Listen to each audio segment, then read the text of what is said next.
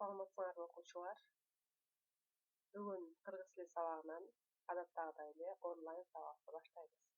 5-класс номер 5-баттал адатындагы жалпы билим берүүчү орто мектебинин кыргыз тили жана адабияты мугалими Трапбаева Елена Максатбековна.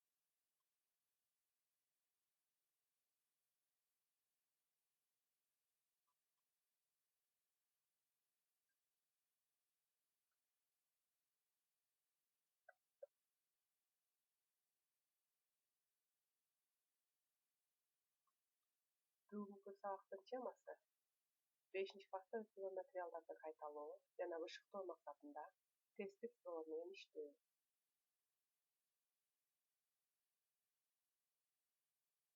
Эмесе балдар, дептерибизди алып чыгып, тест жазганга даярданабыз. Биринчи суроо. Бир күнү атам экөөбүз малчыларга жөнөдүк. Сүйлөмдөгү туунду зат атоочту белгиле. А. Малчыларга. Б. Атам. В. Экөөбүз. Г варианты. Бир күнү. Жазабыз дептерге шашпай. Сулуу кылып жазабыз балдар. Белгилесек, биздин жообубуз туура бекен же туура эмес бекен аны билип алуу үчүн мониторго көз жүгүртөбүз. Демек, малчыларга деген вариант туура экен балдар. Кийинки суроо. Жаратылыштык зат атоочту кайсылары бар? А. Ата, эне, дос. Б. Тоо, таш, терезе. В. Семиз бел, таш көмүр. Г. Профсоюз, районо. Эми биз мындан туура жоопту табабыз дагы. Белгилейбиз балдар.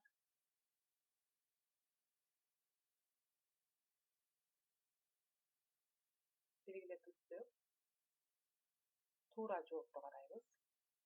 Демек, тоо, таш, терезе деген вариант туура экен балдар. Кийинки суроого көз жүгүртөбүз. Узак созулбай күн басылып, түндүктөн алтын казык жылдызы көрүнүп, жетиген жаркырады. Сүйлөм ичиндеги татаал зат атоочту белгиле. А варианты. Күн басылып. Б.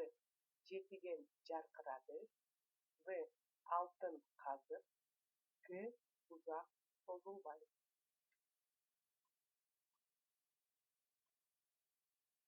Жазып алып белгилеген соң, балдар, туура жоопту карайбыз. Демек, алтын казык деген туура вариант экен. Кийинки суроого өтөбүз балдар. Жүргөнбүзсүң өмүрүңдү көптөндүрүп, зат атоочтун жагы жана саны. А варианты. Экинчи жак жекелик сан. Б. Биринчи жак көптүк сан, сылык түрү. В. Үчүнчү жак жекелик сан, одоно түрү. Г. Экинчи жак көптүк сан, сылык түрү. Варианттарды жазып алган соң, белгилейбиз балдар. Андан кийин ал туура бекен мониторго көз жүгүртөбүз. Экинчи жак жекелик сан деген А варианты туура экен балдар. Кийинки суроого өтөбүз. Мен туулуп өскөн айылыма ыраазымын. Зат атоочтун сүйлөмдөгү милдети. Карайбыз. Мен аныктоочтук А варианты. Б. Барам баяндоочтук. В. Мен толуктоочтук. Г. Айылыма бышыктоочтук милдет аткарды. Эми балдар, дептерге көчүрүп жазып алган соң, туура жоопту белгилеп, ошол жооп туура бекен, анда көз жүгүртөбүз. Демек, айылыма бышыктоочтук милдет аткарыптыр балдар.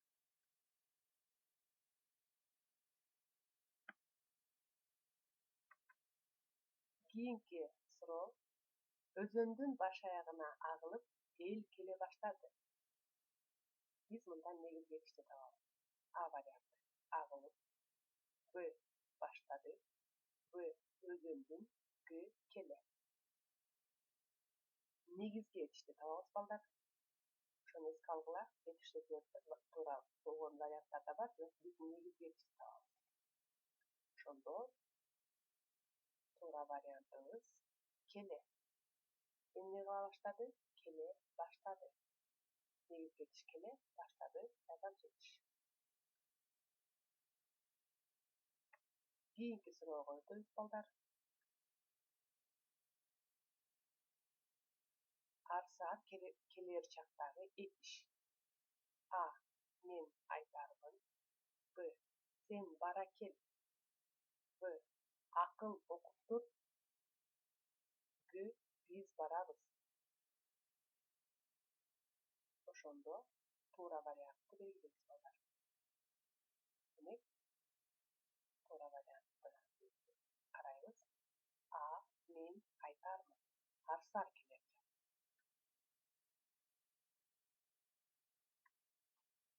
Кийинки 8-суроого назар салабыз. Анын атасы мектепте иштейт. Алды сызылган сөздүн жөндөмүштүрү. Асты сызылган сөзү атасы. Биринчи жөндөмүш А вариант. Б. Экинчи жөндөмүш. В. Үчүнчү жөндөмүш. Г. Төртүнчү жөндөмүш. Жазып туура жооп. Демек, үчүнчү жөндөмүш экен.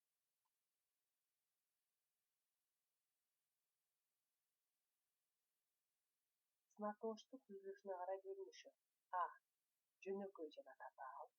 Б. Туурду жана туубаса. В. Көптүк, жекелик. Г. Жай даража. Бул өтүлгөн темада бар. Жеңил суроо болду. Демек, мунун туура жообу албетте жөнөкөй жана татаал.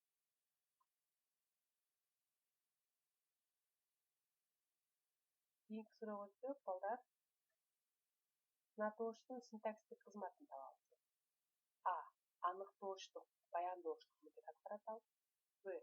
Баш мүчөлүк гана милдет аткарат экен. В. Айкындооштук гана милдет аткарат. Г. Эч кандай кызмат аткара албайт. Биз эске салабыз өткөн теманы. Демек, сынатооштук сүзөмдө аныктооштук жана баяндооштук милдет аткарат. Кийинки суроого көңүл бурабыз. Ичке, калың, терең бул сөздөрдүн антонимдери. А. Узун, толук, жапыс. Б. Жоон, жука, тайыз. В. Кыска, жука, тайыз. Г. Толук, семиз, кем.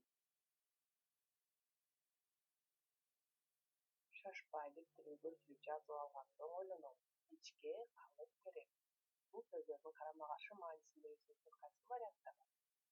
Демек, туура жообу жоон, жука, тайыз.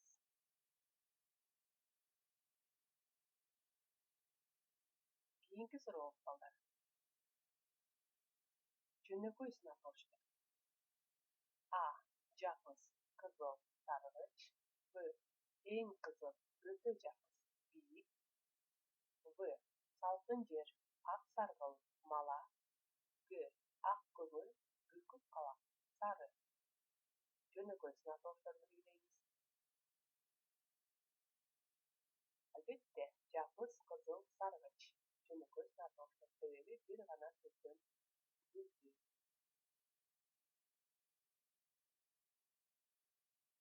Кийинки сурообуз. Узун, семиз, кем. Бул сөздөрдүн антонимдери. А. Узун, толук, жапыс. Б. Жоон, жука, тайыз.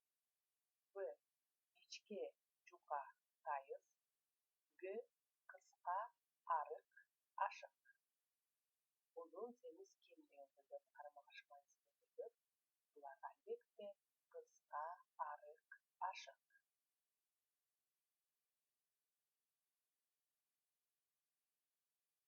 Keyingi so'roqqa o'tsak, san'atni o'qishni.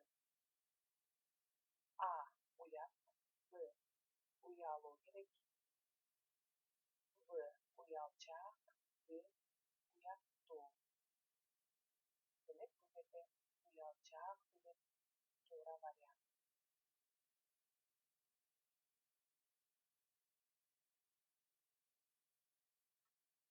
Keyingi so'roqqa o'tsak, san'at so'zi.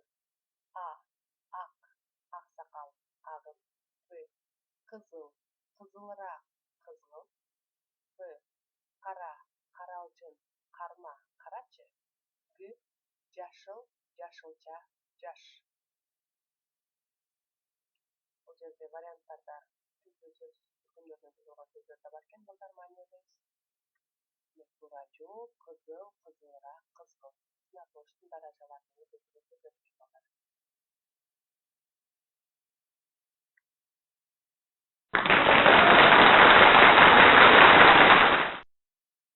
bu qo'lchavlar gim to'ra test belgilashda o'shalarga arnaymiz. Al endi gim o'zini qanoatlanmay qolsa, qaytadan o'sha so'rovlarga qarab, izlab o'qisanlar bo'ladi. Testga ko'ngil burganinglarga cho'ng rahmat. Har doim sog'likda bo'linglar, uyli bo'linglar. Qaytadan so'rashgancha salomatda qolinglar.